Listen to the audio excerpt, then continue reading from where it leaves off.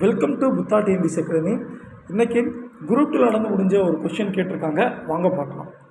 செம்மொழி தமிழாய்வு மத்திய நிறுவனம் 2022ஆம் வருடம் முதல் அதன் சொந்த புதிய பிரத்யேக வளாகத்தில் செயல்பட்டு வரும் இடம் கேட்டிருக்காங்க.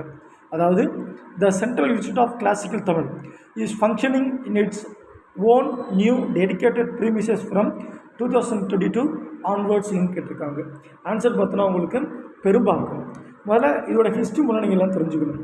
2004 அக்டோபர் 12ஆம் நாள் இந்தியாவுடைய முதல் செம்மொழியாக தமிழ் அனௌன்ஸ் பண்ணுறாங்க. அடுத்து 2005 ஜூலை மாதம் என்ன பண்ணுறாங்க அப்படின்னாக்க தமிழ் மொழி மேம்பாட்டுக்கான மைய திட்டத்தை ஒன்று கொண்டு வராங்க மத்திய அரசு. அது என்ன சொல்லுவாங்கன்னா ஆங்கிலத்தில் central plan scheme for classical Tamil கொண்டு வராங்க. இது எங்கே கொண்டு வராங்க அப்படின்னாக்க மைசூரில் வச்சு பார்த்தோன்னா இயங்கிட்டு இருந்துச்சு. எப்போ இருந்து பார்த்தோன்னா உங்களுக்கு 2005 கொண்டு வராங்க. 2006லேருந்து 2008 வரைக்கும் மைசூரில் தான் இருந்துச்சு. அடுத்து இதுக்கு பேர் மாற்றம் கொண்டு வராங்க. எப்படி?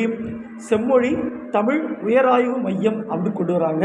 இது 2008லேருந்து 2008 வரைக்கும் என்ன பண்ணுறாங்க அப்படின்னாக்க ரைட்டுங்களா, 2008லேருந்து 2012 வரைக்கும் எங்கே இருக்குது அப்படின்னாக்க சேப்பாக்கத்தில் பாலாறு இல்லத்தில் தான் இருந்திருக்கு. நல்லா ஞாபகம் வச்சுக்கணும்.